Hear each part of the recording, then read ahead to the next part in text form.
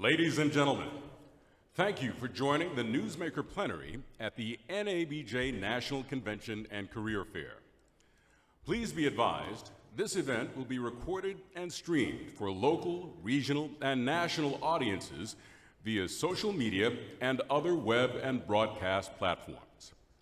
Now, please welcome to the stage NABJ President Sarah Glover. Good morning, NABJ. All right. Welcome to Day 2 of the 2019 NABJ Convention and Career Fair, an annual gathering of working journalists, students, and media professionals. This is our opportunity to network, learn, advocate, all on behalf of Black journalists around the world. This morning, we put the spotlight on conversations dominating our industry. It's political season, so we have convened some of the best journalists in the business covering this arena to give us some insights on the election. Who are these candidates? What are the storylines?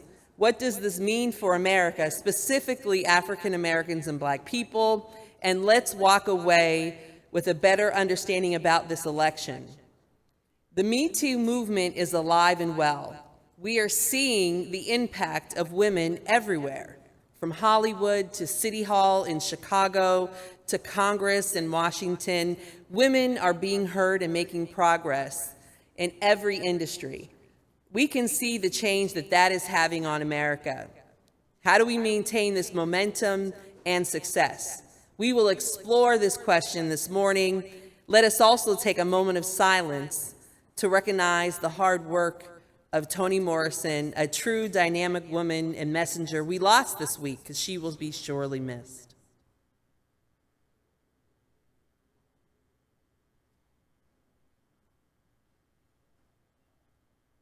Black Americans are very active on social media, but the technology gap continues to widen between Blacks and other Americans. And so why is this happening in 2019?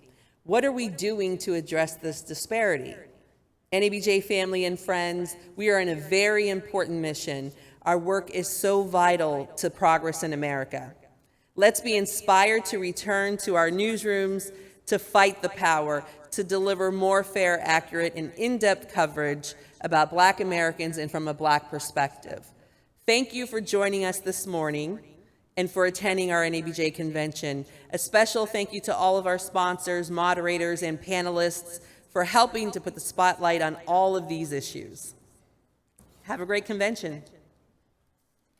We are going to keep on working, we are going to keep on fighting, and we are going to keep on winning, winning, winning. Do you feel at a disadvantage as a white man?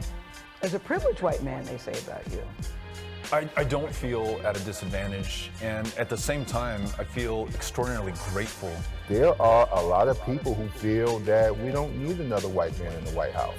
All I can do is try to tell them that I will represent every one of them, whether they voted for me or not. The reason why I'm running is because I'm living the American dream my immigrant parents came to this country for. I got into this field because I think ultimately we're at a pretty dangerous point in our 243-year experiment called representative democracy. Do you have a likability problem?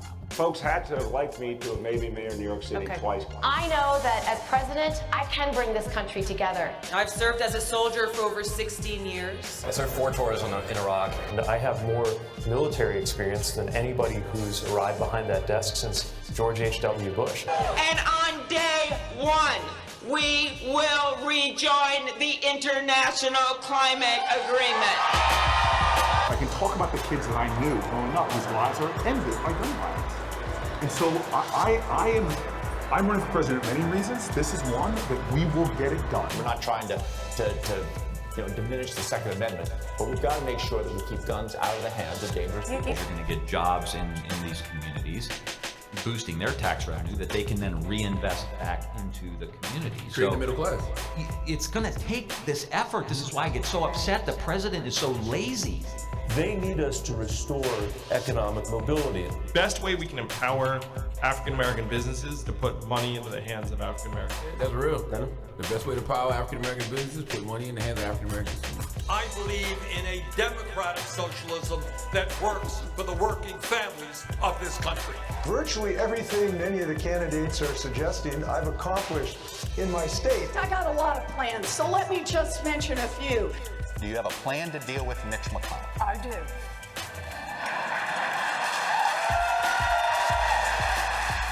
I'll tell you one thing. It's really nice if we got all these plans, but if you think we're going to beat Donald Trump by just having all these plans, you got another thing coming. I've long believed that this country should address slavery, the original sin of slavery, including by looking at reparations. You know, there was a little girl in California who was part of the second class to integrate her public schools. And she was bused to school every day. And that little girl was me. Mr. President, this is America. And we are strong and great because of this diversity, Mr. President. Not in spite of it, Mr. President. Please welcome your first moderator of the morning, CNN White House correspondent, Abby Phillip.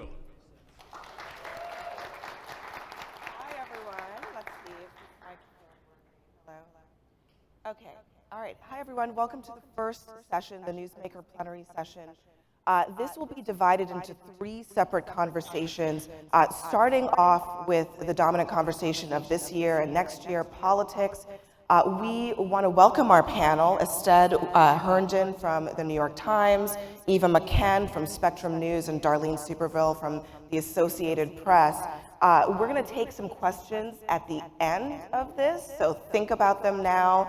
And I'll make a call and you guys can line up at the microphones, but let's get started. Oh, and for those of you who are wondering, Yamiche Alcindor could not join us this morning, unfortunately. We had some flight issues coming out of DC and New York today, so unfortunately. But let's give her a hand, we miss her today.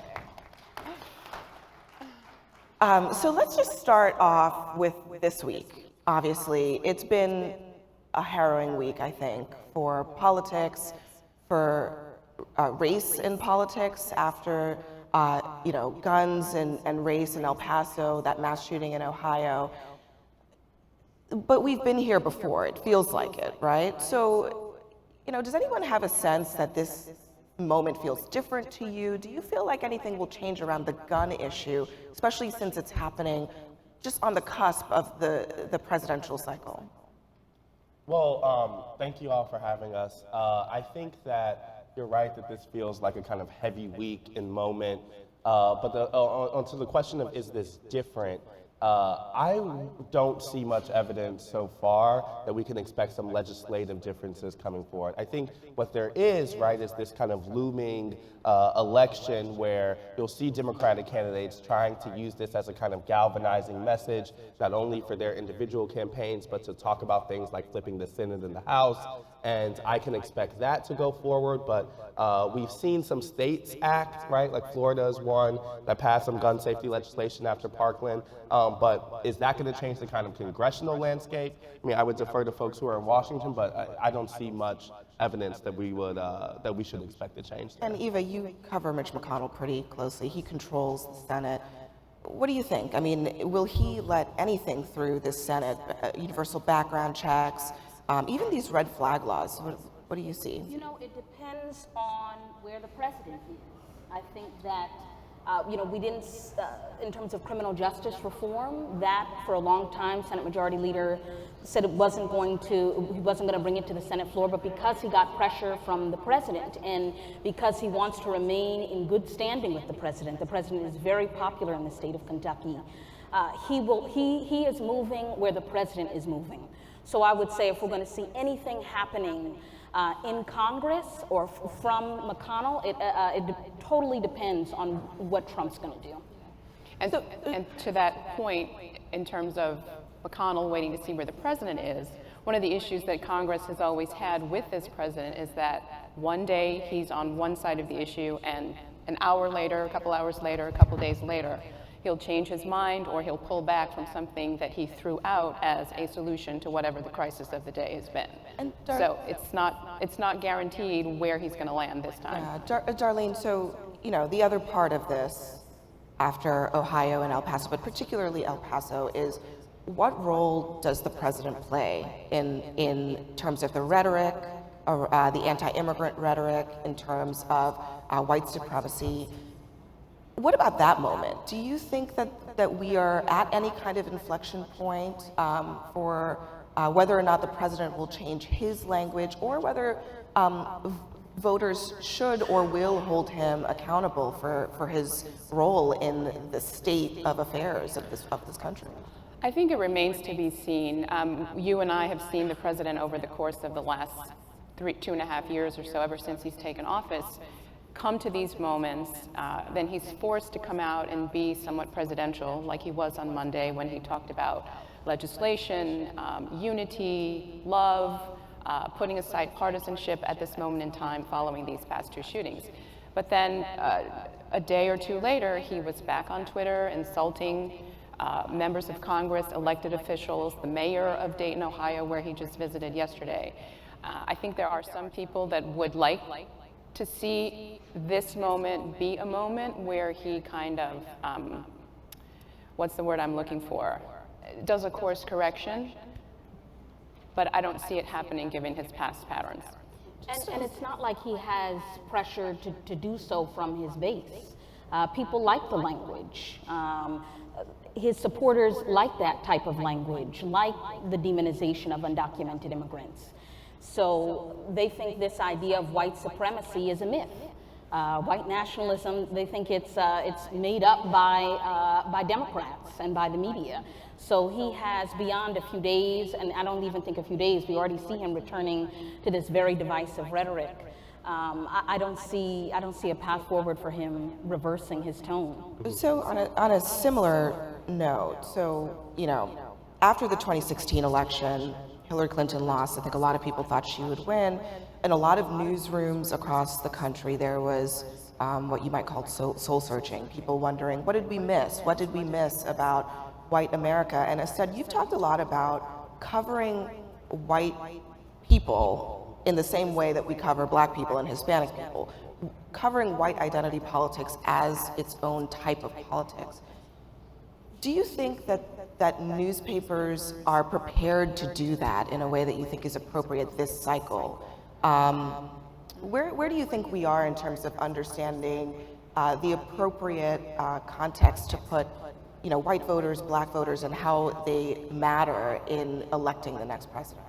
I mean, the short answer is, you know, I don't know if we're ready and I don't know if we're there. I mean, I think that when we talk about these issues, it was always very frustrating to me that when we look at black voters, when we look at minority voters, we often write about how they are coming into politics with a kind of racial lens, right? That the identity informs that the way that they look at the system and the way they vote in the system. And the thing that I was always kind of advocating for to do at my previous newspaper at the Boston Globe and now at the New York Times is white people do that also, right? They are coming to the ballot box with that racial lens, and it informs the kind of way that they view the system. And Donald Trump, I would posit, is one of the biggest practitioners of identity politics, and not the biggest in America, right? And so I have found it very important this year to chronicle those stories and to do so in a way that owns the kind of overt racial angle. So going to Trump supporters and not letting us exist in these kind of race-neutral euphemisms, right? Oh, I like the way he talks. I like that he hits back. The kind of phrasing that you'll often hear that strips the context of race. But asking him, who is he hitting? Why do you like that? Who is he hitting back on? And I find that when you ask those questions, you get fairly explicit answers. They'll kind of tell you that they enjoy the demonization when it's targeted at a specific group, right? I often find that they intuitively understand and know that when the president is targeting minorities, that is something that they're enjoying, right? It's not just they're voting for him in spite of the rhetoric, but because of the rhetoric. And so I find that, like, when you ask those questions, the base understands a little more sometimes the media is willing them to give them credit for. And that is part of that kind of way they're coming to the ballot box, and the key point in understanding President Trump's political appeal. But do you think that newsrooms are, I think sometimes you see on social media a lot of frustration that there's so much attention being paid to, whether it's the economically frustrated white voter. Have newsrooms hit the right balance of telling those stories, but also telling the stories of other parts of the electorate? I mean, are we in the right place on that? I think newsrooms are still trying to figure it out, how to strike the right tone, how not to forget certain people that feel like they don't have a voice. And I very much feel like newsrooms don't really know what to do, right? The ascension of Donald Trump threw a lot of media organizations by surprise. And so now they're trying to go to parts of the country that they didn't previously tell stories, coal mines, farmers in the Midwest. But I think that in that effort, I have concern that there will be there are people of color that live in those areas too, and deserve to have their stories highlighted. So hopefully those things can happen simultaneously. So Darlene, we were talking a little backstage about this, when President Trump is going to be really in re-election mode, and you covered other presidents before. How is this different? I mean, does it feel different to you, the re-election bid that he is mounting, and is he in re-election mode right now? Are we in the full swing of things for him? I would say that we're not yet in the full swing of things. That probably will happen once the Democratic field narrows a little bit. We have a clearer sense of who his potential challengers may be. But I think people need to remember that Donald Trump has been running for re-election pretty much since the day he took office. He had filed papers within a day or two of Inauguration Day.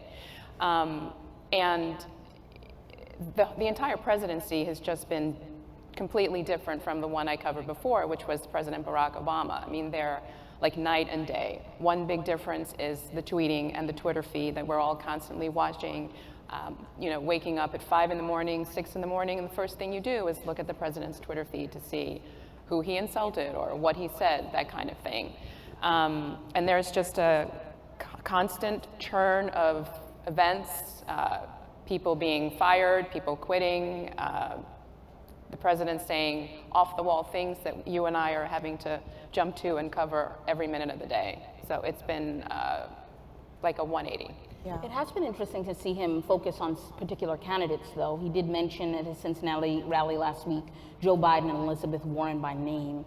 So I don't know if that means he's sort of in his mind narrowing the field already. Well, he is paying attention. He does mention Joe Biden quite a bit.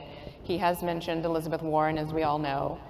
He talked about Kamala Harris a couple of days ago. He's been talking about Pete Buttigieg sporadically. So he's paying attention and he's watching the candidates and assessing them. I mean, he even tweeted yesterday that he was watching Sleepy Joe Biden give his speech in Iowa and it was so boring. Yeah. And Asad, you follow some of these candidates and you've seen quite a few of them on the trail. What is your sense of whether the Democratic field understands what they need to do to activate minority voters in 2020 and to do so in a way that actually gives them an advantage over Donald Trump, as opposed to simply activating Democratic base candidates and also activating the president's base as well? Right. I mean, Democrats are living in kind of fear of the 2016 result, right? And there are people who take that lesson of Hillary Clinton's loss in a lot of different ways. There is the community that says that, okay, you have to go to the Midwest and claw back some of these white working class voters who flipped from Obama to Trump. And there's another community that says, no, the real question of Wisconsin was the depressed turnout in Milwaukee, was in places like Detroit and Philadelphia, who did not come out in the same way. You mostly hear Cory Booker, Kamala Harris, the minority candidates, that is their electability case. When they go to these places, they say, oh yeah, I do think the top priority is beating Donald Trump, but the way I create that coalition looks a lot more like Obama in 2012 2012 than the kind of typical thing we hear about pulling back the kind of diners that we have all read of Trump voters. Do we think that they have the type of investment and they are paying more attention to it? I think that's still unclear. I mean, in the primary, there's certainly been more rhetoric around race, racial wealth gap, reparations, all these things have been talking points. Are they investing and tailoring themselves to communities the way that motivates them around the same issues that we know Black voters care about, like everyone else, right? Are they tailoring that kind of healthcare message to Black communities? Are they tailoring the same type of economic-driven things, the college affordability crisis? Are they tailoring that? It still, to me, seems, for most candidates, like an afterthought rather than a foremost concern. That has to change if a Democrat thinks they're going to be able to wrest Trump voters away. I mean, the Trump base is united and energized, right?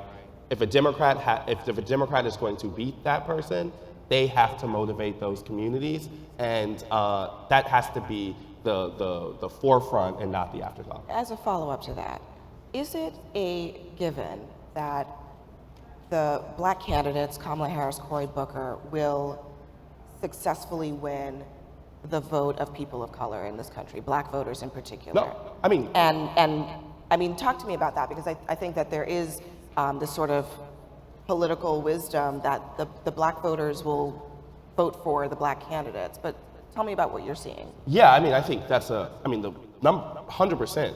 The person leading with Black voters right now is Joe Biden. Right. I mean, and by a large, large margin.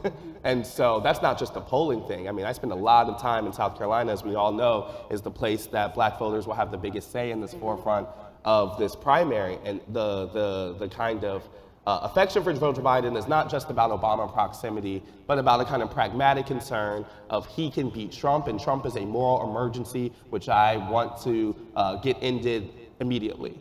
And so when you talk about Black voters in this election, it has to begin with Joe Biden and that kind of older Black voter set that is right now with him. If that wanes, it opens up room for a lot of candidates. Elizabeth Warren's been making inroads with millennials. Bernie Sanders has a pretty decent, diverse coalition among young people.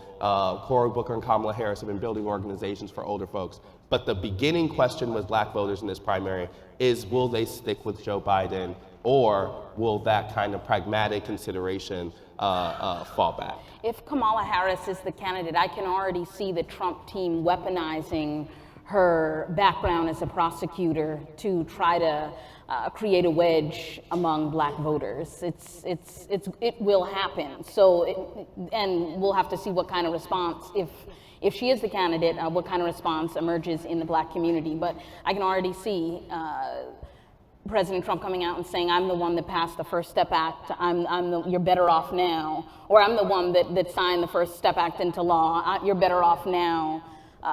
Senator Harris put you all in prison. So I'm totally prepared to see something like that if she's a nominee.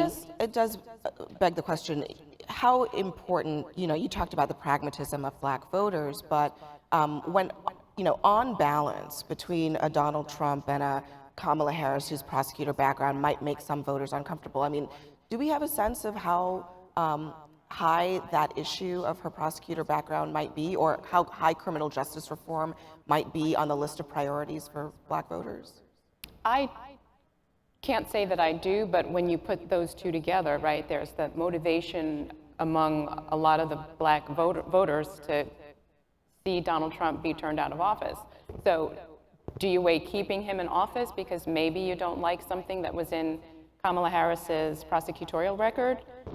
It's a balance, and people are going to have to figure out what is more important to them. Yeah, Black voters are Democrats, and so you'll know, without question who the nominee is, you'll see Black voters in percentage numbers largely back the Democratic candidate. The question is motivation. Right. And the question is, enthusiasm and turnout. Will there be a candidate that creates the kind of turnout and motivation necessary for the Democrat to overcome what will be losses among white voters? I mean, white voters will vote for the Republican, right? And so can they have a turnout in the necessary electoral college places that offsets what will be white rural, white suburban turnout for Trump in these other places? That's the big question. And we don't know Kamala Harris, Cory Booker, Joe Biden, all of them face that same motivation and turnout question. Let's shift gears a little bit and look at our newsrooms, our respective newsrooms. Actually, I think on the stage we have quite a few different types of newsrooms represented here. And this election is, and I think this political moment feels more racially stark than any moment really in recent history. I mean, even more so in some ways than 2008. So I'm wondering, are your newsrooms comfortable with talking about race? Do you find it to be an easy thing to have these conversations, to have these discussions in your newsrooms at this moment in politics? I don't think it's ever an easy conversation when the conversation is about race, but one thing I would say about AP is that, your point about this election year being more racially stark than any in recent memory is true. Just look at what the president has said and done in the past couple of weeks in terms of the squad, in terms of Elijah Cummings, and even the events in El Paso. But at AP, one of the things that we've done this year in terms of our campaign coverage is we have a reporter. Most people in this room may know Erin Haynes-Wack. She's been our longtime race and ethnicity reporter. She's now been moved over to politics, and she's covering politics through the racial lens, and just covering all these issues from the president to Pete Buttigieg, and the issues that he's having with the black community in terms of support there. Joe Biden, all the flack that he's been getting for the crime legislation years ago. So that's one thing that we are doing, and we are trying to have those conversations and reflect that in the coverage that we're doing this cycle. And Eva, you, just to add a little context here, you asked Mitch McConnell about reparations. I did. Why did you ask that? Well, it was the day before this historic hearing that hadn't happened in a decade. We're now having this conversation about reparations. It's hot on the campaign trail, and he is the leader of the Senate. So will there be similar conversations in the Senate since it's happening in the House? And I don't believe that he ever went on the record on where he stood on this issue. And were people in your newsroom surprised that you went there? I mean, just given, you focus on the Kentucky delegation, so in some ways it's not. I mean, I don't know that they would think necessarily that was an issue that resonated locally. But what was the response like?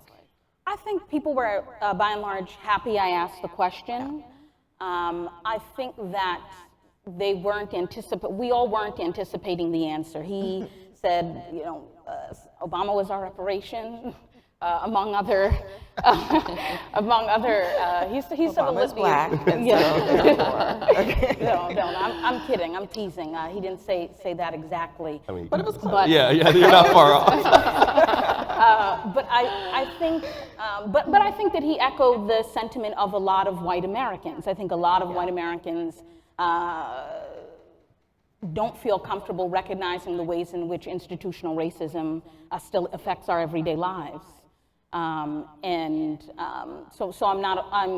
I think McConnell echoes the voice of a lot of people. In terms of how our newsrooms cover race, I hope that we can get to a point where calling out something as racist isn't viewed as partisan. That it isn't, we aren't sort of contorting ourselves to try to figure out the both sides of racism. And unfortunately, I think that that will become sort of less of an issue as newsroom management becomes more and more diverse. But that is still a challenge, I think, in a lot of newsrooms, trying to both sides issues of racism that there are no both sides to. Yeah, I think that this is definitely an ongoing challenge. I mean, clearly, right? We see continued mistakes among news organizations across the board on this. The pitch I try to make in our newsroom is that I'm not even asking you to kind of make a moral question. This is the political concern of the moment, right? Our journalistic duty requires us to look at race in a kind of fact-driven, clear-eyed way, and to report on it in the same way that we report on issues across the political spectrum. And so, I think that that Donald Trump has kind of shocked newsrooms into thinking about the issue. It's so overt, it's so on the forefront that they've had to go to places they thought they may not have gone before. But that is because historically they have ignored it. And I think what we can do is diversify, what we can do is continue to push on these issues. But what we do know is that come next year, this stuff is not going to go away. This is going to be the driving concern of the election. And if we don't mount up to that challenge, we'll be failing our audiences. Well, we're going to get some questions. So for those of you who have some questions for our panelists, please line up at the microphones. There's one there, one there. If we have one, I'll wait 15 seconds and then we'll get going. Yes, ma'am. Good morning. I'm E.R. Ship from Baltimore now. It seems to me that one of our primary obligations is to educate our audiences. And so even when we acknowledge that there is some particular concern that white people in Rust Belt America have, I think part of our duty is to focus on those issues of feeling lost in a new global economy, for example. Those kinds of concerns are also concerns that black people would have, or Latinos would have. So in going at the issues, we ought to focus on the issues more broadly and not just privilege the concerns of white folks. And I think we can do that in almost every area that we cover. There are no particularly distinct issues of race or education or maybe even criminal justice that can't be looked at beyond a black focus or a white focus. We should look at the issues as broadly as possible. So part of I guess my question to you all is, how much leeway do you have in changing the focus of the storytelling so that it's not just black people are concerned about criminal justice, Rust Belt white people are concerned about the economy? I mean, we all have those concerns. How can we do that and not tie it to what a particular candidate is doing, but following our obligation to educate people? That's a great question. That's such a great point. I actually think viewer feedback really shifts, or I don't know if shifts, but has an impact on our coverage. Every time a viewer writes in specifically about a story, my management is forwarding me their comments. So I think that a driving factor in all of this will be viewers sort of pushing back against the narrative. Hey, how come every time we're talking about black issues, we're talking about criminal justice reform? I think if there's that challenge from the viewers, I think that has an impact. But do newsroom leaders understand that black voters don't only care about criminal justice reform and whether A$AP Rocky is in or out of prison? Do they understand that when we're talking about black voters in the Midwest, we're talking about union voters? Mm-hmm. We're talking about people who are working in factories that don't exist anymore. Mm-hmm. I mean, you know, I think newsroom leaders, frankly, don't. I mean, newsroom leaders share the same biases and concerns that white Americans do largely, often. And those problems oftentimes come with the erasure of black and brown concerns. I think that is a journalistic failure, right? When we talk about these points of not talking the kind of the larger concerns of black and brown voters, it is our duty to tell the kind of richness of those experiences, and that requires understanding the kind of larger concerns that these people come to the political scene with. So, I mean, when we go to Youngstown and write about white economic displacement, when Youngstown has a huge population of people of color, right? You can do that same story with people of color and infuse that story and actually make it more representative of what the community looks like, right? And so I do think that it is incumbent upon us, and when we write doing a union story in Michigan, that does not inherently have to mean a white union story in Michigan, right? And so I think that to make our stories true, to make our stories journalistically accurate, it requires understanding that diversity. And I agree with you that that's part of our charge and mission. I just want to add one thing really quickly. We also, sometimes we have to be in the room to sort of, to have our managers go that route. You know, last year hemp was legalized in the Farm Bill, and there's a lot of focus on going to white hemp farmers, and I really pushed for us to go to black hemp farmers. They're trying to cash in on this to revitalize their farms too. We have a scant amount of black farms, just a fraction of the farmland owned in this country is owned by black Americans. And so sometimes it takes us to be in the room to force those conversations. And quickly, race works in the opposite way, right? When we talk about race and criminal justice and all the concerns that are typically black and brown, we only go to black communities and don't force white politicians or white communities to answer those same questions. I think in the same way we think about economic issues and kind of understanding the black concerns on those, we need to be asking white people about race also. I'm going to go to the young lady in green at the mic there. Yes, please, if you could just ask your question. Let me just and then finally say, I think maybe NABJ maybe can take this as a role to produce something so that all newsrooms will have some kind of tip sheet on how to cover these issues. Great. Thank you. Thank you. And then I'll go over to the other. Good morning, and thank you all. This has been a very informative discussion. My name is Cherry Gregg. I cover community affairs and social justice in Philadelphia. My question for you all is, most communities are not, especially in Philadelphia where you're dealing with low, middle, low-income individuals, they're not paying attention to a lot of the debates. They're struggling, they're trying to survive.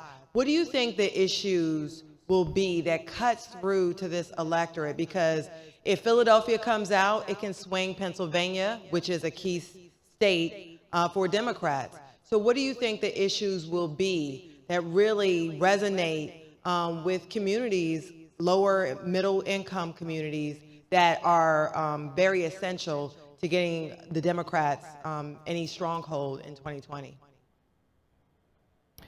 I think one issue certainly is jobs and the economy. That's always a top issue when it comes to presidential elections and voting. I mean, people vote based on their pocketbooks, how they're doing financially, can they pay the bills, can they put food on the table. Just listen to all of the issues that Kamala Harris, for example, talks about in her campaign. Another issue right now is healthcare, fears about losing it, what the Trump administration wants to do in terms of repealing Obamacare. What would they replace it with, if anything? So those are two top issues that come to mind right away.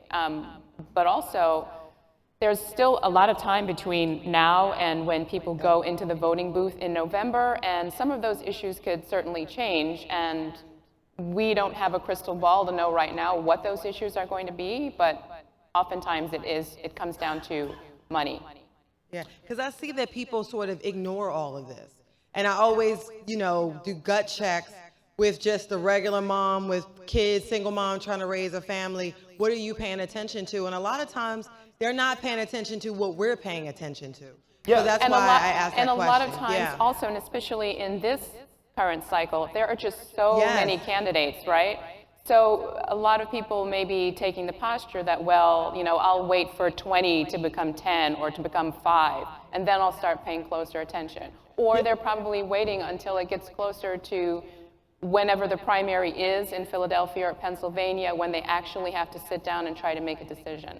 It's incumbent on Democrats and the Democratic candidate to motivate those people, right? I think sometimes when we talk about when white voters don't turn out, we're like, oh, well, what did the candidate do wrong? And then when we talk about when people of color don't come out, it's their individual problem. I think it is still a structural question. It's still a question of how are the candidates motivating these communities and talking to them in a way that gets them excited. I mean, I think that the Trump administration, we know that the Trump administration is going to tell a story about a kind of macro level economy. Democrats are going to try to do the opposite, that has not helped you. If you are in Philadelphia, the story, or if you're talking to those communities, the story of the economy is working is not going to be one that looks true in your everyday life. And that's kind of an inverse of where Trump was in 2016, right? Hillary Clinton was telling that story about a general, let's continue this race. And he was saying, this isn't helping in your day-to-day life. Democrats are going to try to do that this time around.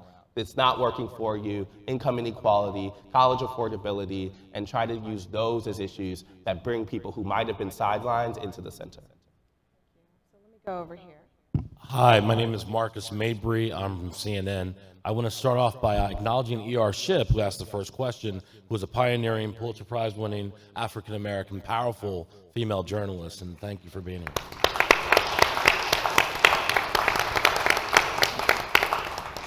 My question for the panel, and I hope it's not too esoteric, is we found at CNN, and I think in all of our news organizations, this is a particularly difficult administration to cover because it is so, let's say, untraditional, that our regular way of doing business doesn't necessarily serve our audiences. So in the old-fashioned, on the one hand, on the other hand, being objective, not calling a lie, is a problem for us in journalism. And so our anchors, for instance, on CNN, much more commonly are saying the administration lied today than we ever have in our history, which makes some viewers think, oh, well, CNN is biased now, blah, blah, blah. This is a problem traditional journalism does not empower us to address. So I wonder if you, as people covering politics and covering the White House, if you've had these situations where it's been difficult to do your job as you were always trained to do it. And what are the ingenious solutions you came up with in order to still serve the public and history? If that makes sense. Yeah, I also one story. I remember going to my first Trump rally, and I remember thinking in my head, like, all these people are doing this thing wrong. I'm going to show everyone how it's done, blah, blah, blah, blah, blah. And it's so hard. Like, when you go there, the kind of deluge of misinformation and untruths makes it very difficult to frame in a way that I think it sits well with any of us journalistically. It presents real challenges. I mean, I think that the traditional model we're talking about of the kind of both sidesism, of using the kind of assumption that a person is speaking in good faith is not a model that works for right now. We need to think of new ways to frame stories that can deal with the kind of what we know, which is that the last 3 years, this administration has said a lot of things that just aren't true, right? Like if Donald Trump was a source that we would use, we would never take that at face value anymore because he's been proven false so many times. We need to take that same lens into our coverage. Otherwise, we're gonna be embarrassed.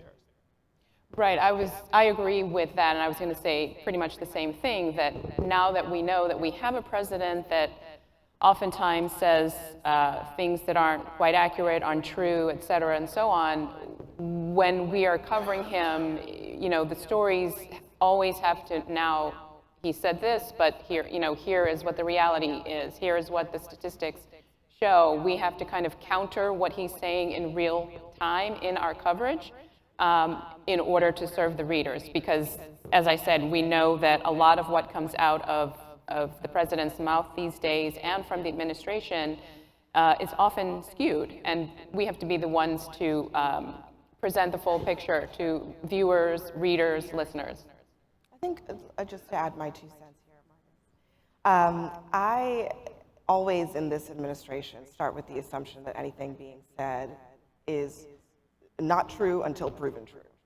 And I work backwards. And I think that that is actually not a bad thing. Yeah. It's not a bad rule to apply, not just to Trump, but to pretty much everybody across the board, that if you do not know the thing that is said to be true, you need to take a minute, fact check it, and then report it. Because I think that we used to, in previous administrations, just a few years ago, anything a politician said was assumed to be generally true, that people were generally acting in good faith. Unfortunately, that is not always the case, and it's probably good for us as journalists to be a little bit more, turn the dial a little bit more to the skeptical side, and making sure that when we're conveying things to people, that we have a decent sense that it is either proven to be true or likely to be true. Because I think if we don't do that, we're doing a disservice to people.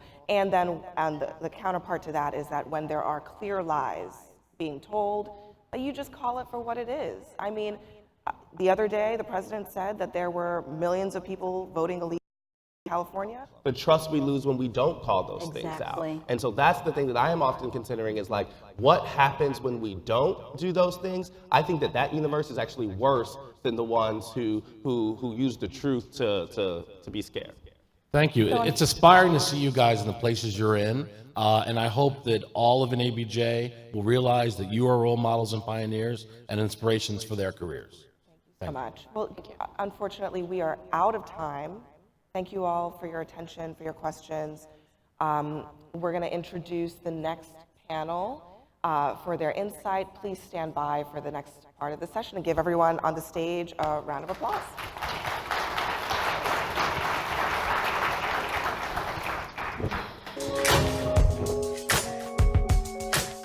The power we have as Black folks, particularly as Black women, the power of our voice and our story and our narrative, you know, we underestimate it because they want us to underestimate it, you know, but I'm here to tell you there is nothing we can't do or change when we as a collective put our minds to it.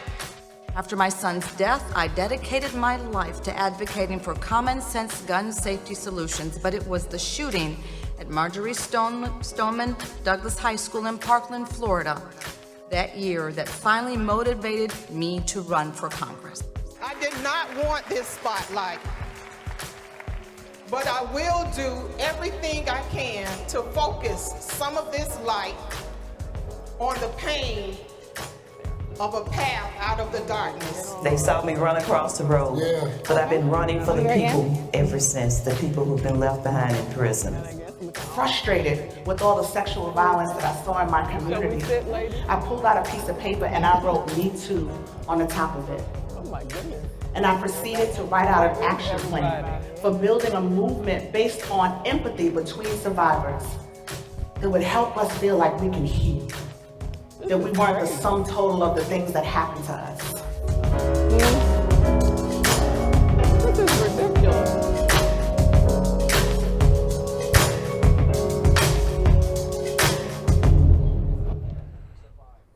Please welcome your second moderator of the morning, reporter for the Washington Post and former NABJ president, Vanessa Williams.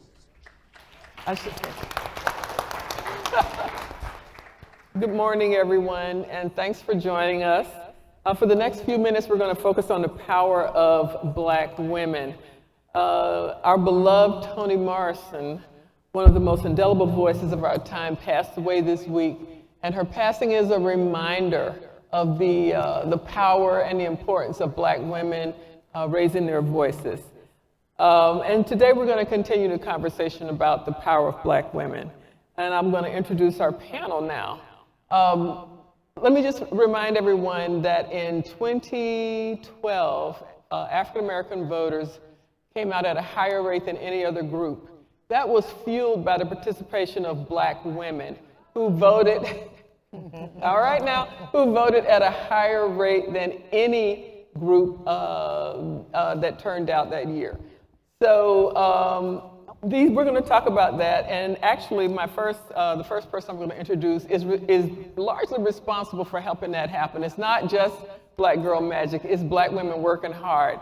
Melanie Campbell, who is the president and CEO of the National Coalition on Black Civic Participation, and she is the convener of the Black Women's Roundtable.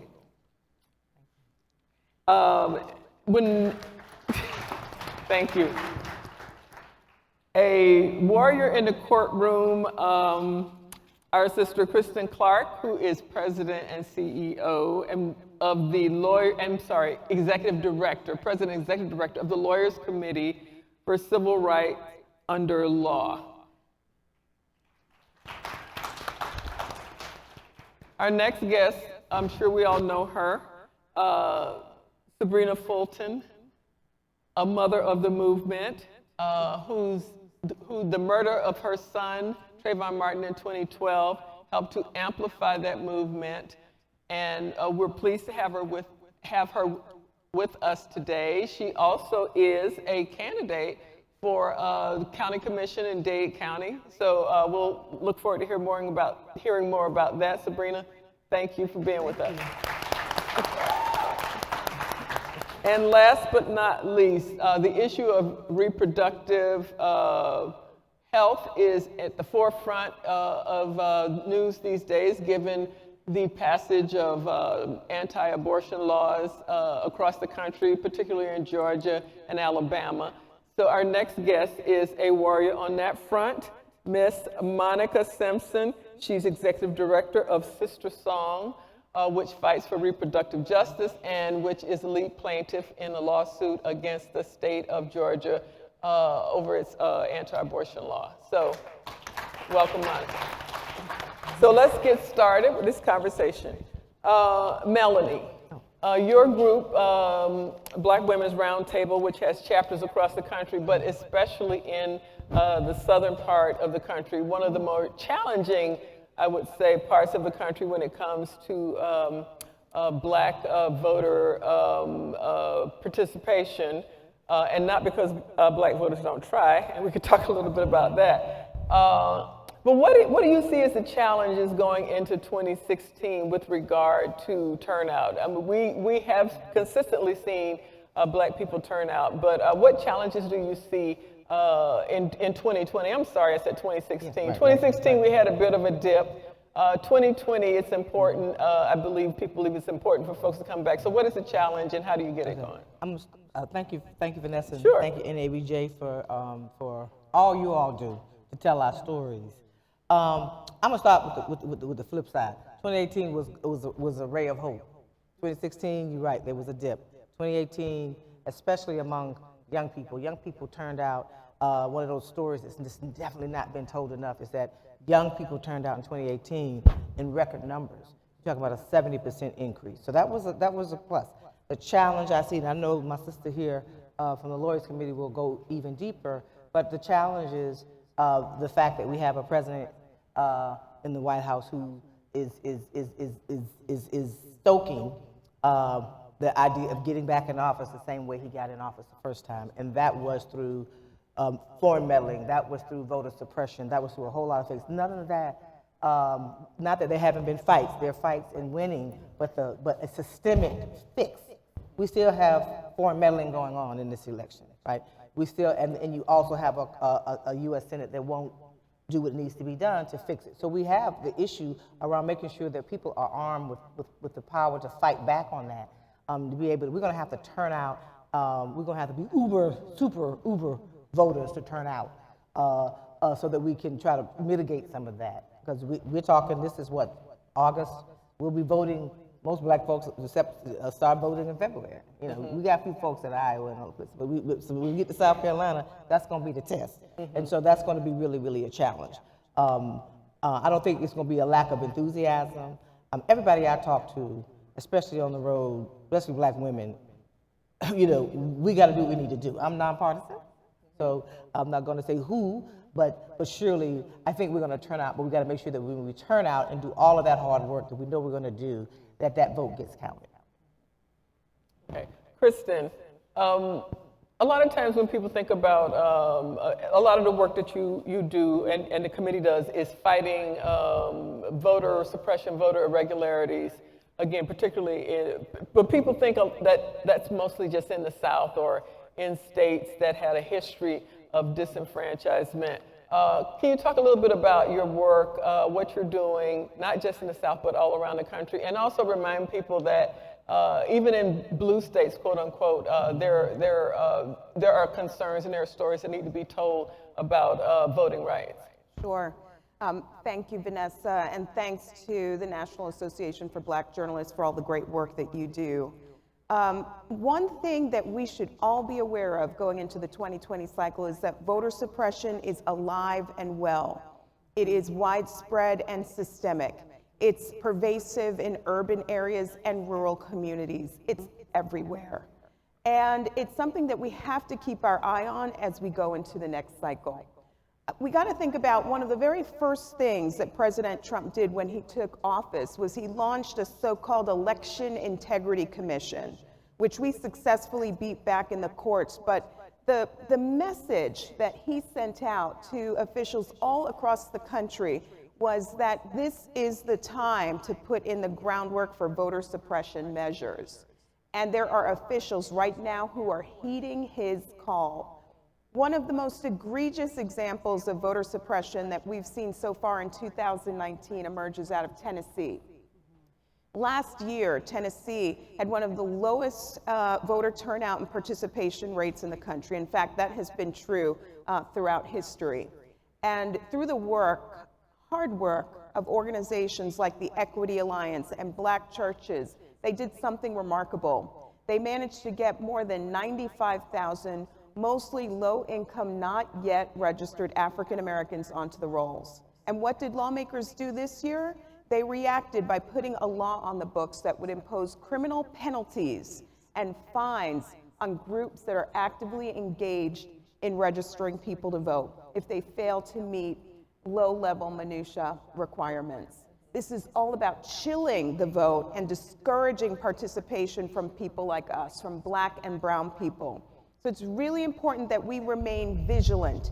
We're fighting voter suppression in Georgia, where we're pushing for modernized machines with a paper trail.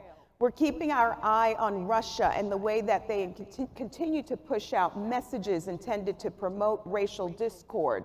We're fighting voter suppression in New York City and Los Angeles. There is no community that is immune. So it's important that we turn out and participate, but it's also critical at the same time that we fight back when they aim to keep us silent and keep us locked out of our democracy. Thank you. Sabrina, you're a candidate for the county commission. One thing I wanted to ask you about is young people. Melanie said they did come back in 2018, but they continue to sort of be among the most demanding voters, insisting that candidates focus on the issues and be authentic, if you will. So against that backdrop, how do you propose to run? What are you saying to reach those young people and to assure them that you're not just going to become part of a system and it'll be the same old, same old? Well, one of the things I can certainly say is that I am real. And that's what the young folks want. They want somebody that's real. I'm not going to necessarily say what you want to hear, but I'm going to tell the truth. And I think that's a lot of, that was a lot of the issues that the young people had with the politicians that we have in place now. They're considered career politicians. I'm new, I'm a freshman at being a politician. And so I'm gonna turn over some rocks. There's gonna be some snakes under them rocks. It's gonna be some things that people take advantage of and say business as usual. There is no business as usual for me. I want to know so that I can give the information properly and correctly to the people. I call myself the people's politician. I'm fighting for the working class. I'm fighting for the seniors. I'm fighting for the young people. I was born and raised in that particular area in District 1. I also worked 24 years with Miami-Dade County, and I just feel like I'm going back to the environment that I used to work for. I feel like it's another level of service for me. I do run the Trayvon Martin Foundation, which I consider very successful. Of course, we can always use additional funds, but at the same time, we continue our programs year in and year out. We still give scholarships to high school students. We still have the Circle of Mothers, the Circle of Fathers. We have a Remembrance Weekend every year in February. We have a youth event where we bring about 1,200 young people together. And some of those are my favorite parts, is just talking to the young people about what they want to do in life, about what their dreams and aspirations are. And yes, we do have a lot of people that feel like, young people feel like that things are hopeless because of what they're seeing now. And a lot of times I apologize for that. I say, I'm sorry the way we're turning this world over to you. And I make no mistake about it, because I think when we're open and honest with things, that's the only way we can move forward. Thank you. Monica, talk to us, I think is very interesting and important. This issue came up in one of the earlier debates about the difference between reproductive rights, quote unquote, and reproductive justice. I think that's an issue that needs to be surfaced. Tell us the difference and how we as journalists need to look at these issues. For sure. Again, thank you all so much for having us on this panel here. The beautiful black women I get to be on the panel with, I'm so excited.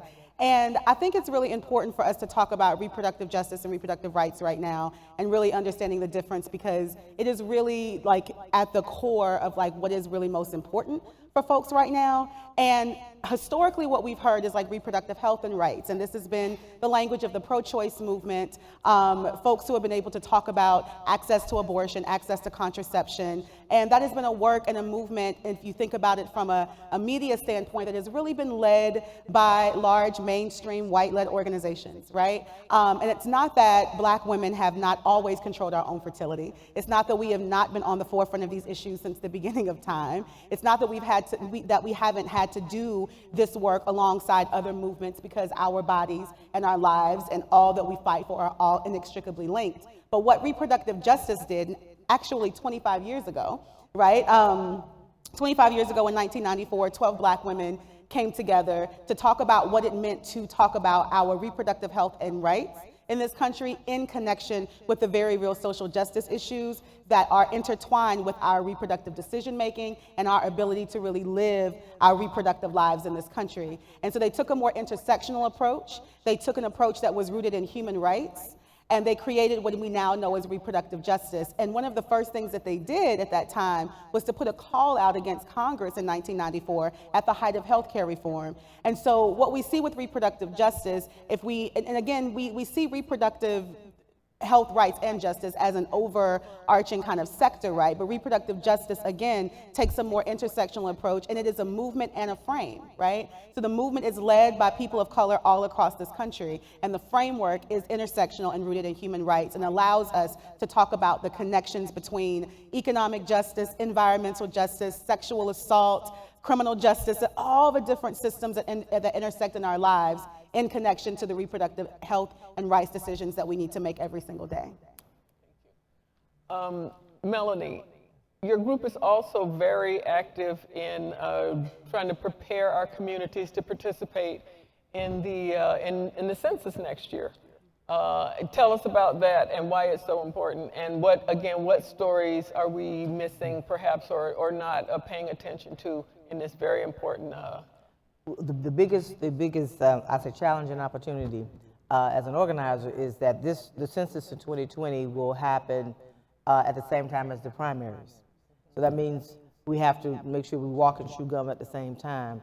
The reality is that the count for the census the first time will be online. So the reality that we have to have an online organizing strategy, especially for younger black folks, to be able to use that tool if they choose to. So what we've been doing is pulling together, our Unity Diaspora Coalition, because the reality for black folks, when we're talking about black people getting counted, we have to work in coalition with all black folks. That includes folks from the diaspora, folks from the African continent, folks from the Caribbean and the like.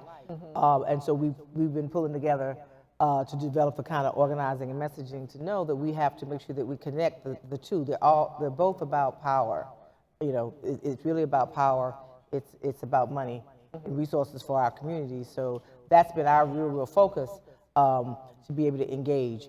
The folks who don't get counted mostly are children. So that means we have to find ways to engage the parents, the mothers, the grandmas, the aunties, the folks, because a lot of times, you may have a grandma who's taking care, helping to take care, and say, well, I'm not going to put you on the form because you're not my child. I'm your grandchild. But the mother says, well, not putting on the form, and then no one gets counted. So children are like the main ones, and then black men. Yeah, I was going to ask you why black men. Really, I think the skepticism of it, and then the other would be black immigrant populations who, when you hear people talk about the census, you hear people talk about the citizenship question that this current occupant has been pushing, although things have been pushed back. But a lot of the damage, what I hear from the leaders that I work with and organizers in the black immigrant community especially, the fear of this is real, and a lot of the damage has been done.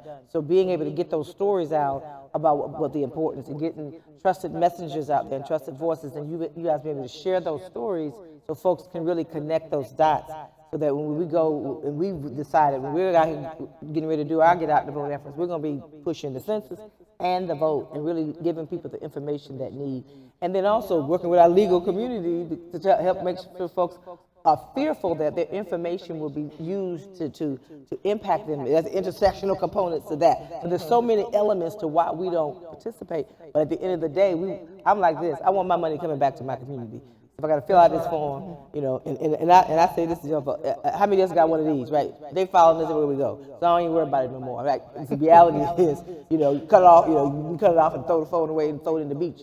But unless you do that, they can follow you any way you want to do. So we have to kind of get past some of the fear, but respect the fact that people have legitimate reasons for being fearful. So it's a challenge, but we're gonna, you know what I mean? I'm always ready for the fight, so I'm ready for that. We're gonna do what we need to do to make sure we get counted and we vote. All right, thank you.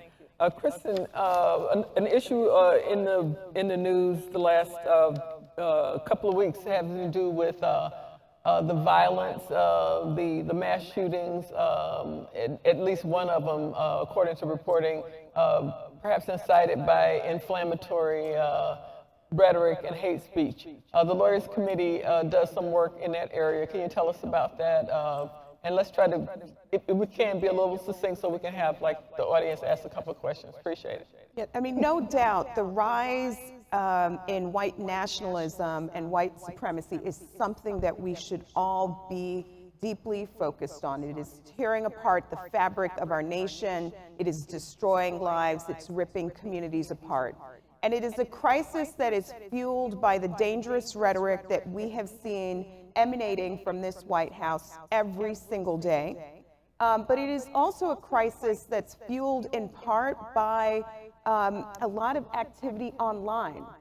We are seeing social media platforms that are being used and exploited to recruit new people to the movement, to fundraise to support these dangerous, violent movements, to broadcast their dangerous activities. And so a lot of the work that we're doing at the Lawyers Committee for Civil Rights Under Law is about holding social media companies accountable for their failure to undertake the action that's necessary to confront the rise in white supremacy. They're no longer meeting at the corner shop and hiding under hoods. They are out emboldened and marching through our streets, and they are planning these activities online. And so right now it's really critical that we hold the Facebooks and the Twitters and the YouTubes accountable. Just yesterday we went after YouTube because there is a dangerous video that was linked to both the Christchurch and El Paso massacres, and that video needs to come down because it is one that is inciting racial violence. It is one that is leading to the death of Americans, and this is a crisis that all of us should be focused on front and center right now. Quick follow-up. How do you balance that with the right to free speech, which as journalists, it guarantees our ability to do what we do? The First Amendment is the bedrock principle of our democracy. But this is a crisis that's leading to death. This is a crisis where we're seeing people being assaulted in the streets. This is a crisis that can't be ignored. The First Amendment does not protect activity that leads to people inciting racial violence, and that's precisely the piece of the problem that we are focused on. Thank you. Sabrina, likewise, the issue of gun control has come up in the last week with the mass shootings. What do you think we need to do as a society? What can we do to get government to take action? What examples can we learn from the children from Marjorie Stoneman Douglas, who did manage to get some reforms, some limited reforms in the Florida legislature? Where do we go? How do we attack this problem? It just seems like society and government won't do anything unless you apply pressure. So I think the more pressure we apply, not just for our leaders that's in elected positions, but also the community. We have to hold the community responsible for applying pressure as well, because a lot of times a situation happens with a shooting and then it's on the news, people are talking about it, we're angry about it, and then guess what? We move to the next tragedy. And so we gotta stop moving to the next tragedy. We gotta stay on some things and really press the issue. And I think that is the problem. We gotta just apply more pressure. Right now is the best time ever just to make your voices be known. We can't afford to be quiet. It's a life or death situation. We can't afford to sit and not say anything. You can't afford to not use social media and not have like different discussions and things like that. You have to do something. Our life depends on it. All right, and Monica, your organization has filed suit against the state of Georgia for its anti-abortion bill. Yes. Is that the best way to fight this movement across the country, or what else can people do? We definitely think it's one very effective way to fight back, right? These abortion bans swept our country over this past legislative session, and they're absolutely absurd, and they are putting the most marginalized communities at risk. And what's powerful about the reproductive justice definition and frame is that we center abortion access because we know how incredibly important it is for our communities, while we also talk about the human right to have the children that we want in the ways that we want, and to be able to parent our children in healthy and safe environments, and have the overall human right to bodily autonomy. And what these bans have done has actually came right up against this very core principle of our work. And so, yes, we are suing Georgia. I say that with a smile on my face, because we refuse to go back to a day where we live in a country and we live in a state where our bodies and the decisions for our bodies are made on our behalf. That's a very scary time, and we're not interested in doing that. And so in Georgia and across this nation, we are fighting back in all of the ways, and being able to take these court cases, you know, where we need to go is what we have to do, because we know ultimately our opposition is also using all of their a myriad of ways to actually push forward. There's been over 400 abortion restrictions in this country over the past 4 to 5 years. Since 2010, there's also been a racialized stint on how folks are talking about abortion in this country, with billboards that came to Georgia that read the most dangerous place for an African-American child is in the mother's womb, and shaming Black women for having too many abortions. But in this country, we're not talking about the fact that we're only making 64 cents on the dollar, that we still have not come to any resolution around what we need to do around the sexual assault that's happening in this country. We live in a region where Medicaid expansion has not happened, so thousands of people are falling in the gap, yet and still we have these bans that are pushing away access and moving people further away from what they need to be able to sustain themselves and to take care of themselves and their families. So we are going hard in Georgia. Our collective resistance is strong. Our collective resistance is strong across this country with reproductive justice, and it is being led by Black women, y'all. I need y'all to understand that as journalists, that we really need you all to help amplify the leadership of Black women doing this work, and how we are talking about this issue in a way that is expansive and brings more people to the conversation. Very good. Yes? Okay, we have about 5 minutes left. I would ask each of you all to briefly, quickly, what stories are we missing? Give us like a good story idea that we could pursue. Keep in mind that some of our members, many of our members work in local markets, that you don't need to be a national reporter in order to raise up these issues. So Melanie, what stories are we missing? What would you like to see more? I'm going to pick up back here. Tell the stories of Black women who are not just, we're not just voters, right? We are that, yes. We lead the Black vote, but we're out here doing the work. We have so many organizers on the ground that are doing the work. So tell our stories. Share our research. We make sure that through the Black Women's Roundtable, we do research that comes from a Black women's perspective, focusing on the issues that are important to us. So just really just continue, amplify those stories, because that's what's going to really make a big difference for the work that we do every day, and try to make sure that we lift up Black folks, especially my organization, and as it focuses around maximizing the power of our vote, the power of our leadership and organizing as well. So we talk a lot about the White House. We talk a lot about a broken Congress. We don't talk enough about what's happening to our courts. And let me just say that President Trump has made it his highest priority to transform our federal courts, and he is doing so at lightning speed. Today, about 1 in every 4 federal judges is a Trump appointee. And these are nominees who are overwhelmingly white and overwhelmingly male, and their views are radical, extreme, and far outside the mainstream. And these are people who are young and who will be there for decades to come, and will most certainly have a lasting legacy on the way that justice gets rendered in our country. So we need to be talking more about this because it's a crisis. Over 144 judges appointed to lifetime seats in the first 2.5 years of President Trump's tenure. Nominees, many of whom are unwilling to say that Brown versus Board of Education was rightly decided, the seminal Supreme Court case that said that desegregation is unconstitutional. We have to keep our eye on this issue. The courts have been an important place for rendering justice for Black people throughout our country. And at the rate we're going, I'm very frightened about where we end up. We need to be speaking out to our senators. We need to be calling them and putting pressure on them to slow down, unpack the dangerous record of these nominees.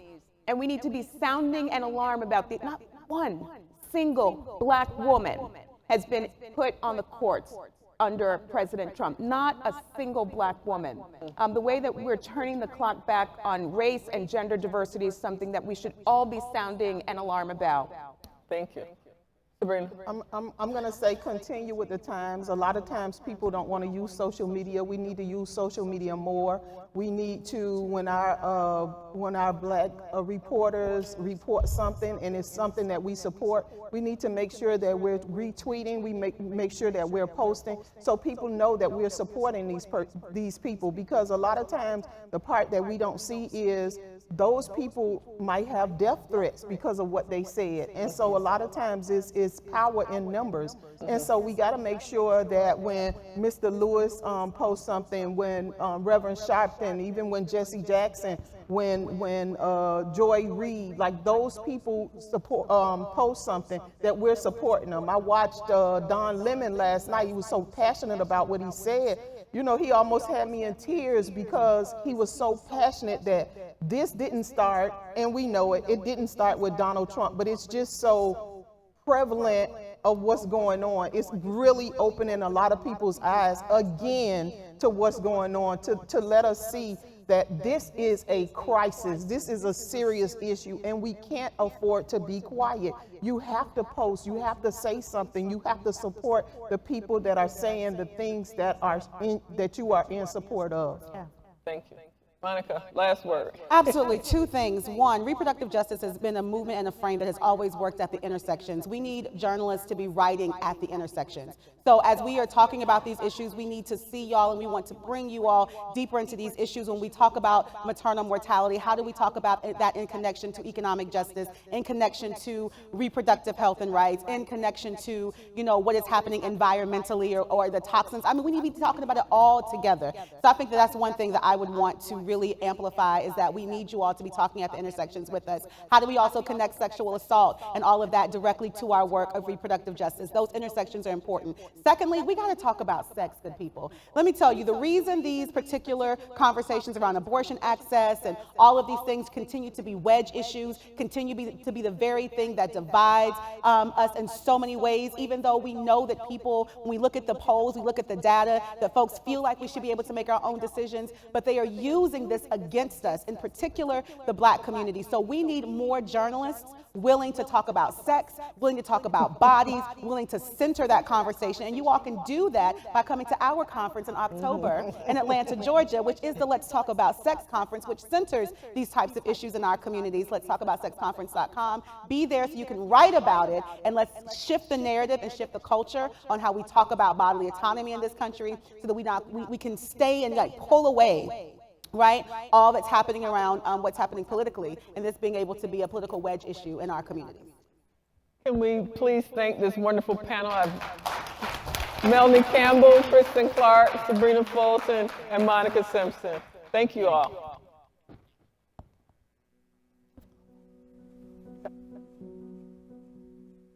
In first grade, I could sit middle ways of class and could see the board.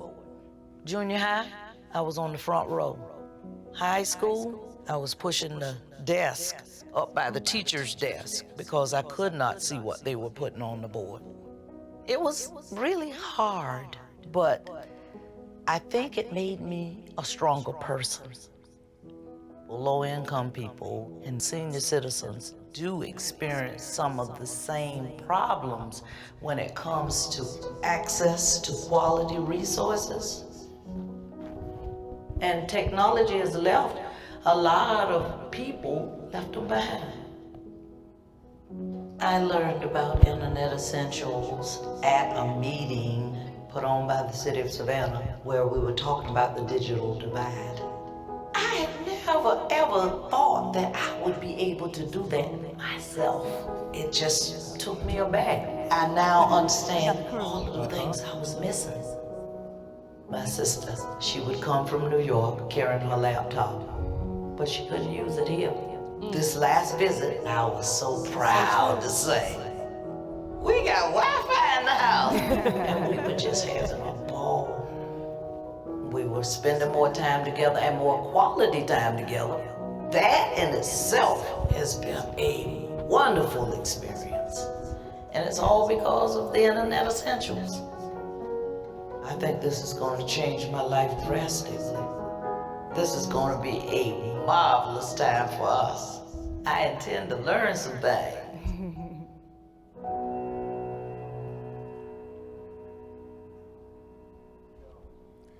Please welcome your final moderator for the morning, Kerwin Spade, executive producer at WPIX 11 in New York City.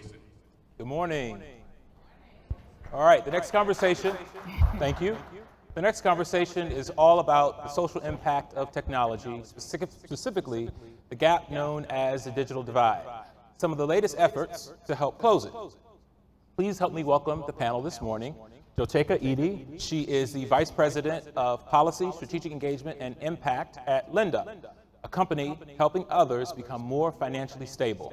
Kai Frazier is the owner of Curated by Kai, and she launched a company that takes students outside of the classroom using virtual reality.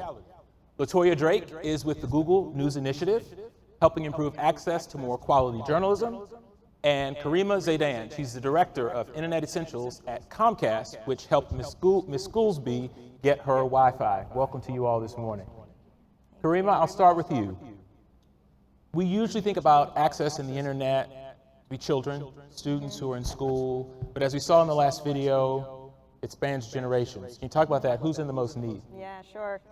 So thank you. I'm going to thank the rest of the panelists here.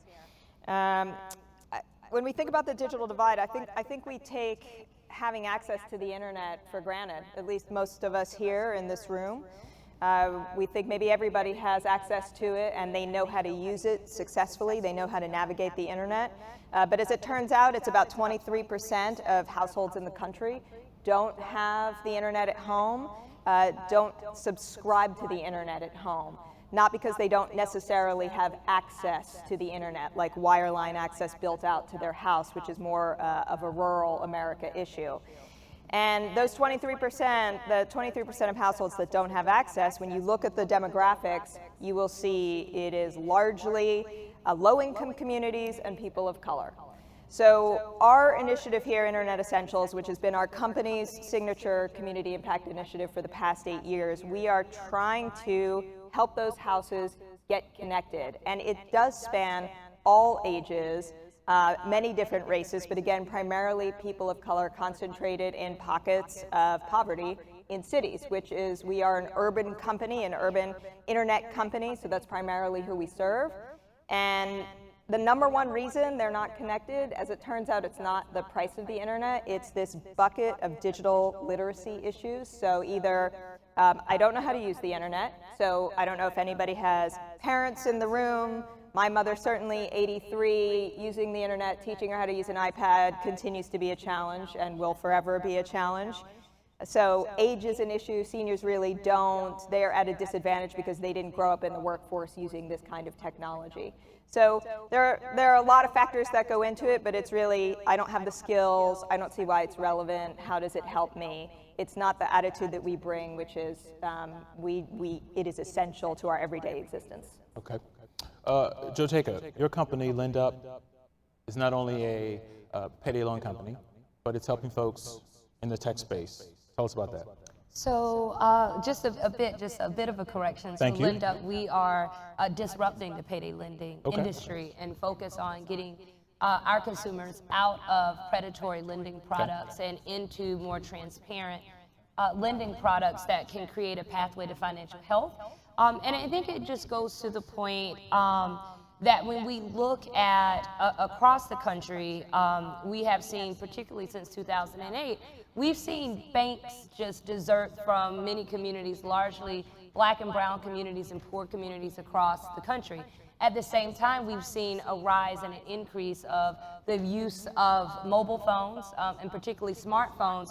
And we are seeing increasingly, if you look at statistics, if the FDIC puts out a statistic and a study every 2 years, but more than 70% of Americans use a smartphone or have access to a smartphone for the use of financial services. And so at LendUp, we started our company with the sole focus of using tech-advanced underwriting and access to create better access to lending products, but not only thinking about how do we give customers access to quality credit, transparent credit, safe credit, but how do we also use that technology to bring education to our customers and a better user experience using the technology. Okay. And creating a real impact as we do that as well. So we've been able to save our customers $244 million in fees and interest, in addition to having delivered more than 2.1 financial education classes. So we are able to utilize technology to bring a real impact to customers who otherwise have been really just pushed to the margin and receive some of the most predatory services offered, largely targeted in their communities. Okay. Kai, we're talking about technology, we're talking about education. Tell us about Curated by Kai. How does that work? Sure. So good morning, everyone. Thank you for having me. So I would say I started my company being a teacher. I've been in education for about 15 years, and what I kept seeing was my students were in an endless cycle of poverty and very few opportunities. Myself, I grew up homeless when I was in high school, so I didn't even know what a college was. I had no aspirations to even go to college, so I know what it feels like to be a student in underserved communities and realizing that no help is coming for you. With that being said, I had no tech background, and like I said, I was a history teacher. So tech was not in the cards for me. But for me, when I saw virtual reality, it was the first life hack where everybody was using it for empathy. By putting a VR headset on, I know what it feels like to be in a refugee camp. I saw it as a life hack for access. I didn't see my college until I stepped foot on my college campus. I went to school in Richmond, Virginia, the Confederate capital, where I got a history degree in the Confederacy. Maybe I wouldn't have picked that school if I would have saw the school beforehand. So for a lot of my students, now they're able to see through VR new jobs in STEM, new colleges and careers, things that maybe teaching history, they crash and burn in my class because they have no concept of the concepts that I'm teaching them in history. What is it to talk about Greece and being separated by bodies of water when you've never left your neighborhood and you don't even know what a body of water looks like? So by using VR, and we're doing mobile VR, so that means all you need is a cell phone pretty much. And my students don't even realize that a cell phone can take them across the globe. So we're making sure that my pet peeve is in tech. A lot of tech companies are wanting you to build the latest and greatest new thing, but nobody's meeting people where they are. So we are making tech that meets people where they are when they don't have Wi-Fi and when they cannot afford the expensive tools to participate in the new tech field. Latoya, you work for the Google News Initiative. Are companies or newsrooms open to Google coming in and telling them, you should use this, you should be doing that, this could help you do this better? Sure. Hi, everyone. I've been at Google about 5 years, just over 5 years, so I've seen the mood, the energy, the climate towards Google change in that time. And last year, you mentioned the Google News Initiative. It's an initiative that we launched last year, and what it was meant to do is get very concerted, be very precise and very intentional about how Google works with newsrooms. We are not blind to the challenges that everyone's facing, but it became very clear that we needed to be more intelligent about what we were doing and how we were working with newsrooms. I'll be more specific about what the initiative is after. If you've seen it, what we also announced is that there's a $300 million fund that comes with it. And we realize that you can't just put a dollar amount on the challenges that newsrooms are facing. We want to be very, again, intentional about the specific issues that we're trying to tackle. One is around quality journalism and elevating voices that we don't hear. There's also, you talked a little bit about the digital trainings and the digital divide. When we think about quality journalism, and these are not issues that have arisen since 2016 or over the past few years, but access to good information, understanding misinformation versus disinformation. So there are a lot of resources that we put into newsrooms and into partnerships because we understand that that is also what's impacting your communities and the people who are reading your stories.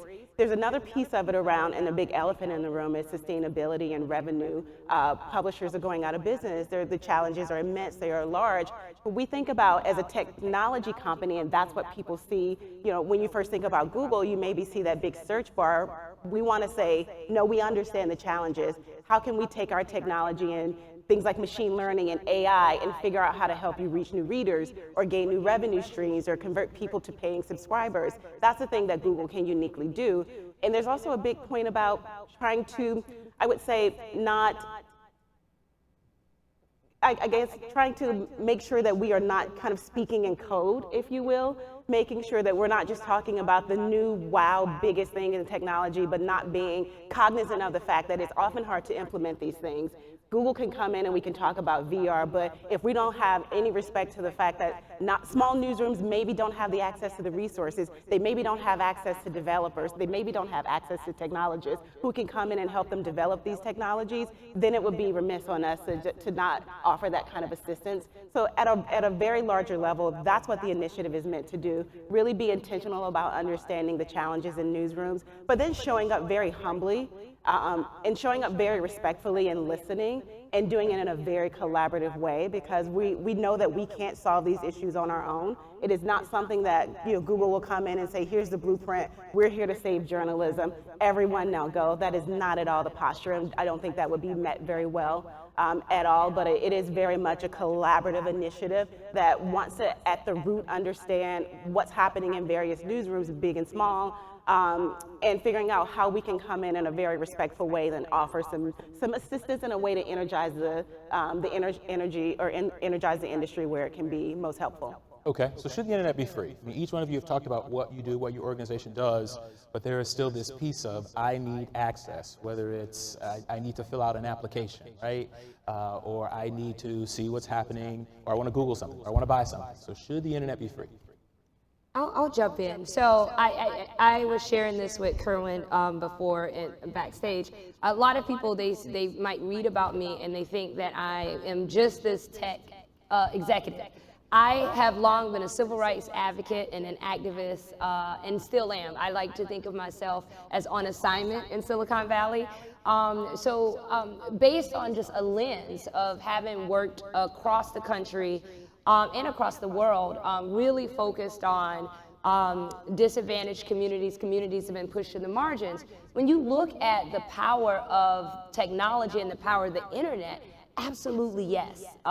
We need to develop ways to ensure that we have greater access, because the access, we look at even just like the mobile phone, and what the mobile phone now has allowed for just any individual to do. We can apply for a loan. We can use your mobile phone now to apply for a job. These are all barriers that have, someone may have previously faced, that you now overcome by use of the mobile phone, or even just our ability to be more vocal in terms of our activism. And we look at the Black Lives Movement, largely, or the Women's March, largely started the Women's March.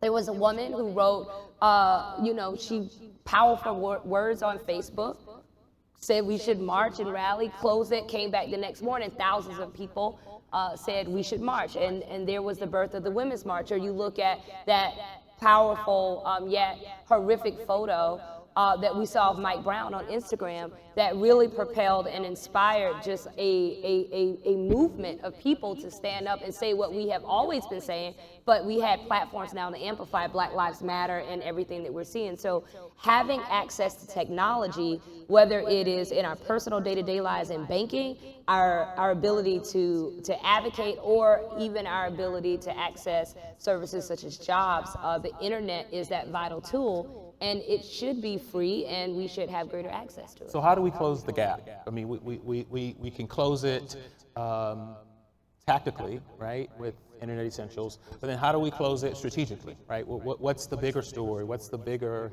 thing that needs to happen in order to really help close the digital divide? So I might disagree a little bit, although I think it's a totally fair question and one we should continue to debate around whether or not the internet should be free. When we launched Internet Essentials, there are 3 components to it. Discounted service, so it's $9.95 a month, no credit check, no contract. You can disconnect, reconnect as often as you need it. We offer a discounted device, $150 computer, but then the third component, which answers your question, is we invest, and over the past 8 years it's been $650 million, we invest in nonprofits to provide digital literacy, digital skills training. And I think that is the strategic question. And we did contemplate in 2011 when we launched, should this be free? And there was a lot of research at the time, and I can remember specifically in the book Freakonomics when it came out, that if you offer something for free, it won't necessarily accelerate adoption of technology. You need to invest in nonprofit partners, government, schools, in order to provide the training, the skills, so that people believe, like, yeah, I can see the benefit. Like, this really helps me. You need to have that sense of self-efficacy. So I think, at least for us, that is the way in which we're trying to approach this strategic question. Continue to invest in the digital infrastructure of basically impoverished communities. Training, computer labs, get the training, get people the skills they need so that they can participate as we all do. I think Google has a very specific answer, and it's a company that is built on the open web and access to information. And we don't succeed as a company if there's not open access and readily available information to people. In terms of closing the digital divide, there are 2 specific programs I think worth reflecting on or mentioning here in this setting. One of the things that we're trying to be intentional about, again, I use that word intentional a lot, is where does the issue start? At what point can we understand what's happening in communities? How do we change people actually thinking that they have access to these careers? We have a program called Code Next, which speaks to K through 12 students. Right now it's in Harlem, it's in Oakland. How do we change the trajectory of someone's life? If you're thinking about who has access to what, who's building code, who's writing algorithms, at what point does someone say to a young person, this is a possibility for you? Who were the teachers that were in your school? Did any engineers come to your school from Google? We actually do these camps where we take kids out of their schools, they're after school, they're on the weekend, and they come to a physical place to work with Google to say to these students, this is a possibility for you. How can we give you access to an opportunity that hopefully changes your life? And then there's another one I'll briefly reflect on, a program called Grow with Google that we launched in the past couple of years. And that essentially allows people to walk off the street into a physical location and learn tools, learn skills, learn anything from, we did a talk earlier this week on Monday about podcasting. No one knows how to do that. How do you get the resources to do it?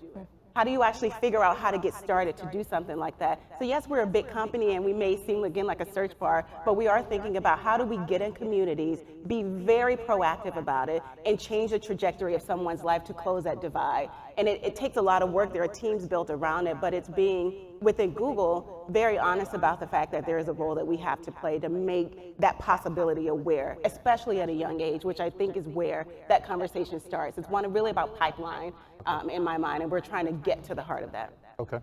We'll open it up to the floor for questions. Looks like there's one. He's ready. He's running.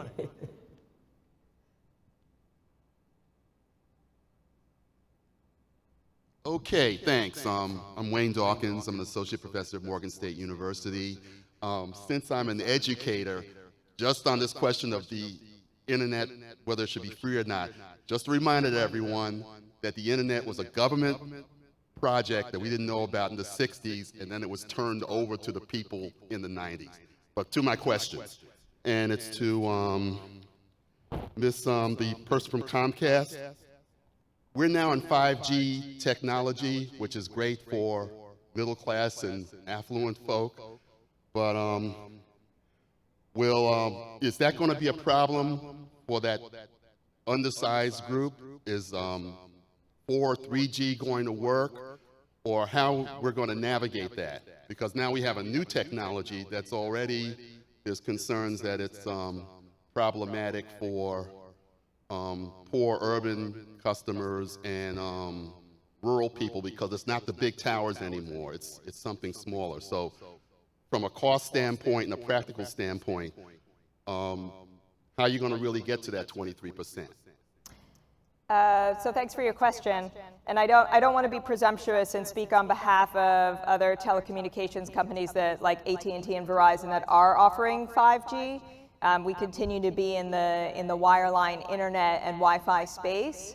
But I think companies that provide internet service, whether it's Comcast, Charter, or Verizon and AT&T, I think it's incumbent upon all of us to make sure that we are being inclusive in our approach on how we're connecting people, regardless of whether it's wireless or wireline and Wi-Fi. And our approach has been to invest in communities, historically disenfranchised communities with Internet Essentials, to make sure that they can get access wherever Comcast provides service.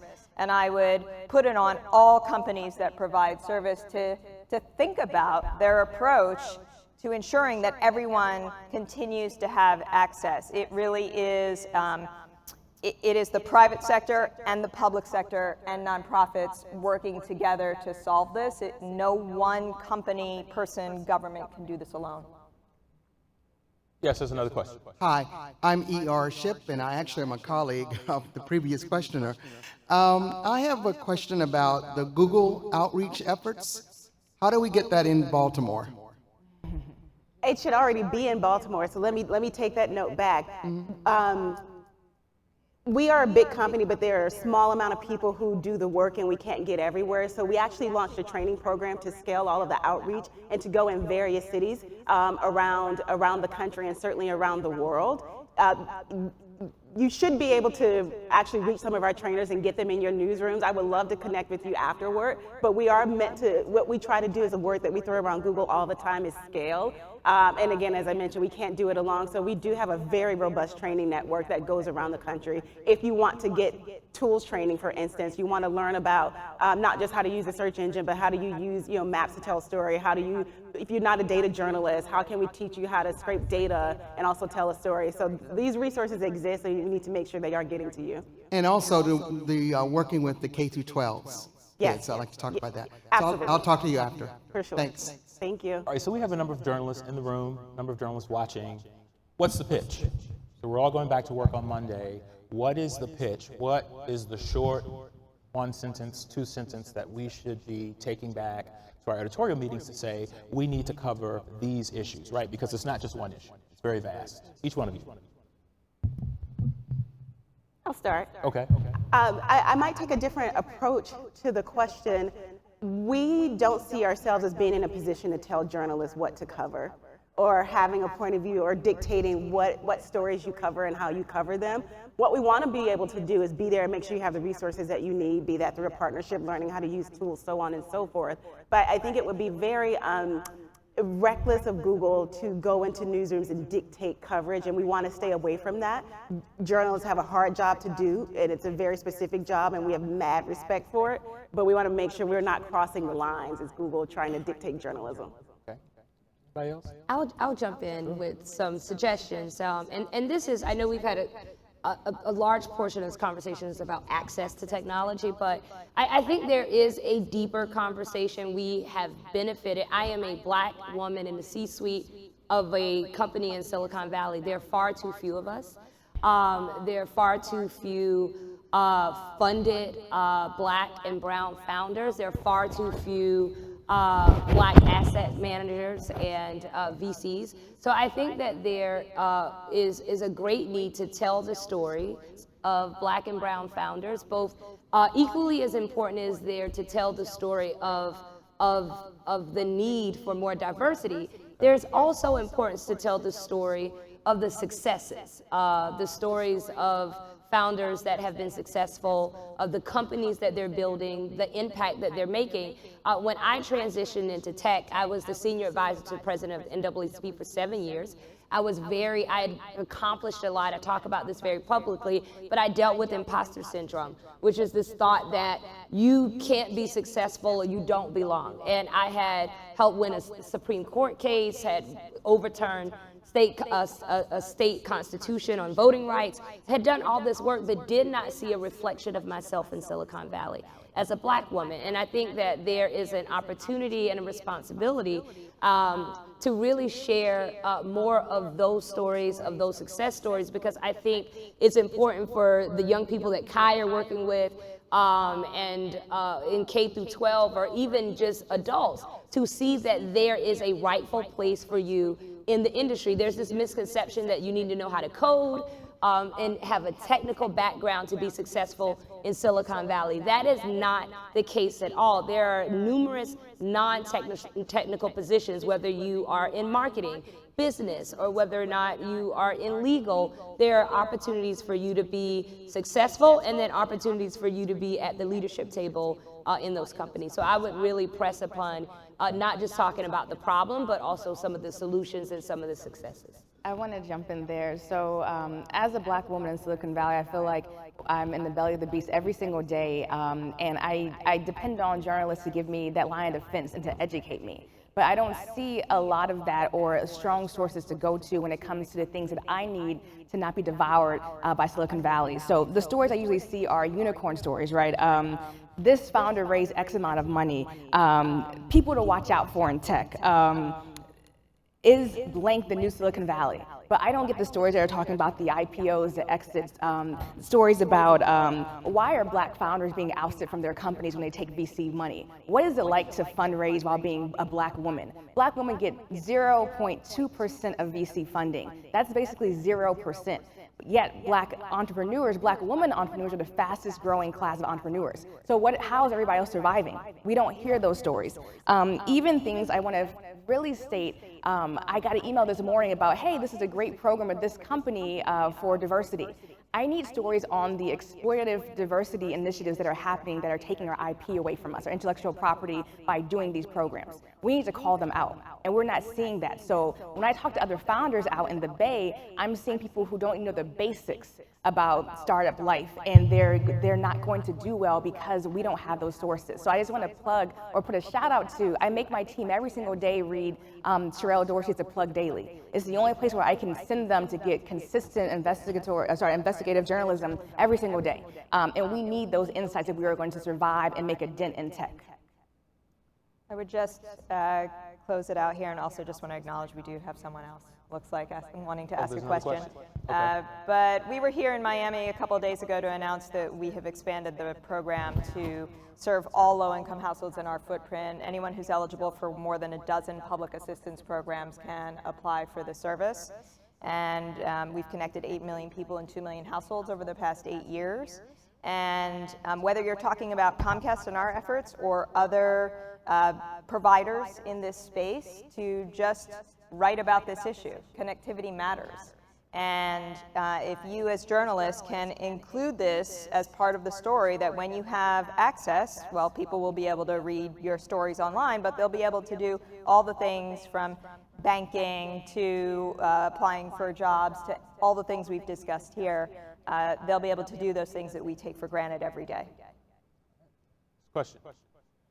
Good morning there, Kerwin. It's Brett Chambers from the Triangle Association of Black Journalists and also North Carolina Central University.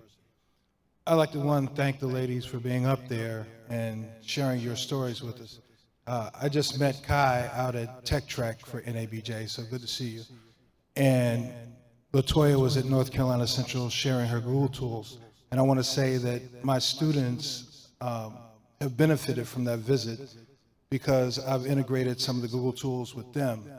And the question and comment I have, it's great to talk about the technology, but how are they going to use it? And that's one of the things that when I started integrating both some of the things I learned from LaToya and from Kai, they kind of they have that baffled look, confused look, because even though they're digital natives, they still don't make the connection between the technology and what they do every day.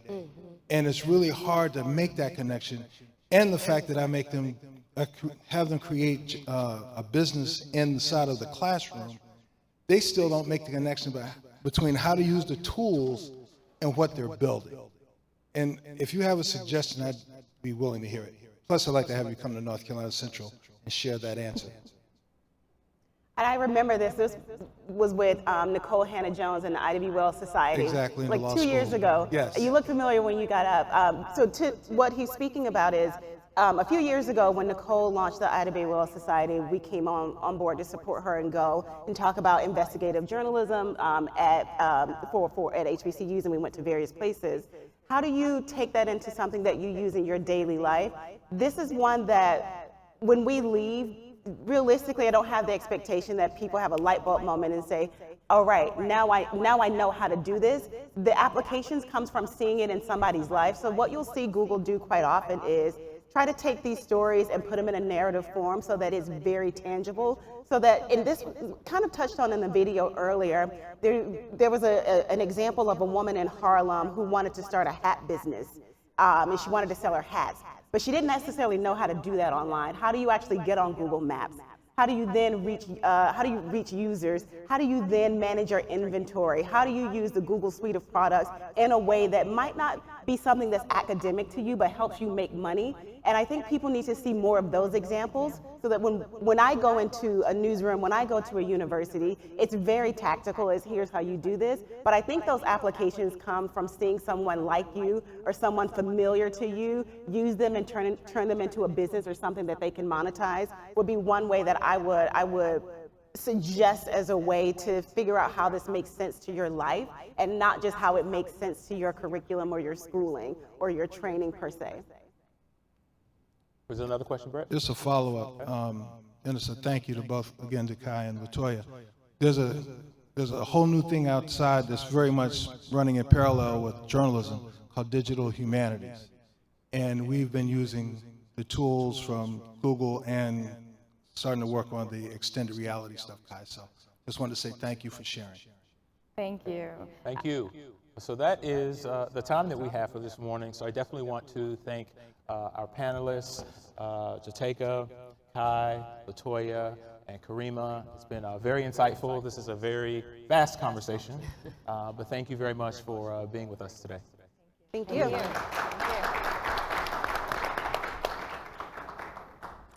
Please join us this afternoon back here in the King Ballroom for the 2020 Presidential Candidates Forum. Hear from Democratic Senators Bernie Sanders and Cory Booker, South Bend, Indiana Mayor Pete Buttigieg, and Republican candidate Bill Weld. That's at 4:30 p.m. here in the King Ballroom.